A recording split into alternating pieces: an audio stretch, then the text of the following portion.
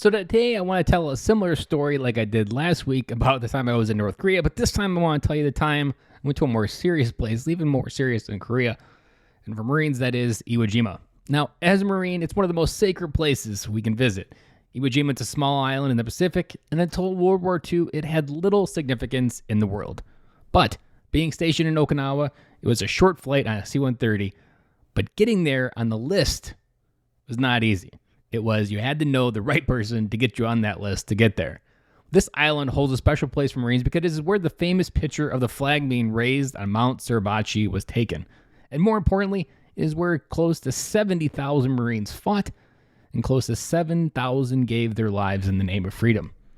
Now, you can imagine what a kind of honor it felt to visit such a place, and I had only 2 months left on active duty when I did. I remember the ride over well because it was my first time in a C-130, and if you've never flown on one, it's just a fancy cargo net with a row of Marines next to each other hanging on, no windows, no snacks, just you and your eyelids if you're able to catch up on some sleep. Now, when you arrive, they start you off on a long walk to Mount Suribachi, and you see the pillboxes where the Japanese were fighting against the invasion force, which was the Americans, on the beach. And it brings this reality to a World War II battle site that if you've never been to one, really just you can't really prepare for the flood of thoughts that go through you. I remember getting to the base of that mountain and walking up to the winding road to the top and thinking how the Marines must have felt walking up this hill not knowing where their enemy was or if they would make it. That time on the island is a sacred memory for me. It's one of the memories that I go back to draw strength from.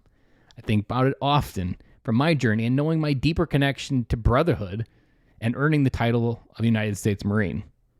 I'll never forget the gift of freedom that those that didn't come home on that island gave to everyone after. Now, this wouldn't be a podcast episode if I didn't tie it to fatherhood. And now, as a father, I think about how often we can feel alone in the world. How often we don't know what might hurt around the corner. Or if we'll make it to even see our kids walk down the aisle.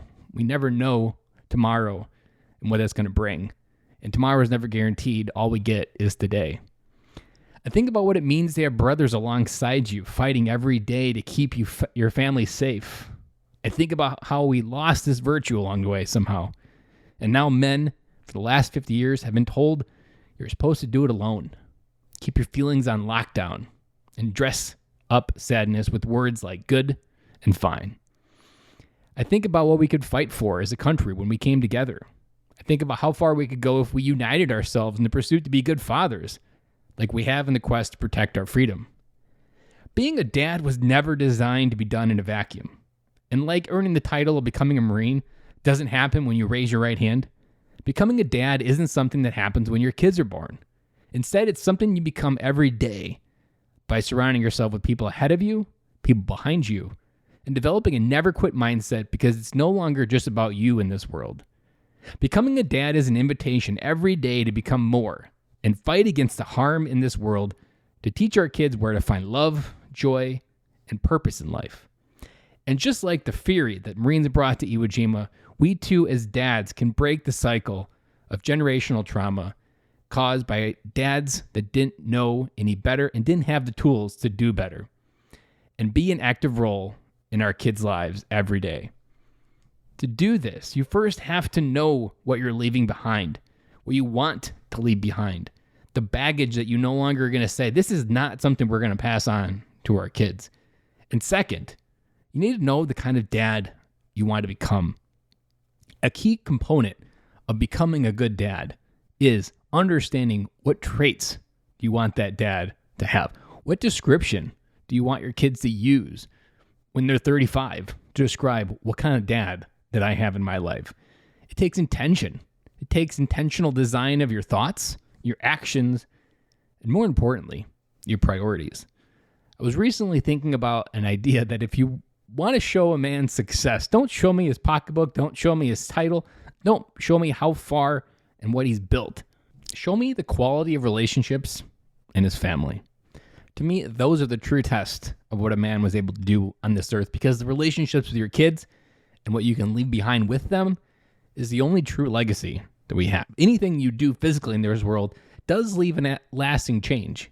But the ones with your kids, those are the ripples that are going to go well beyond just one generation of change. And so we're no longer talking about breaking the cycle in generational trauma from where you came from, but we're now talking about how do we create a ripple in our generational legacy, that our legacy of our family is defined in a completely different context. That is the invitation we get every day to be dad. And I'll be back again with you guys tomorrow.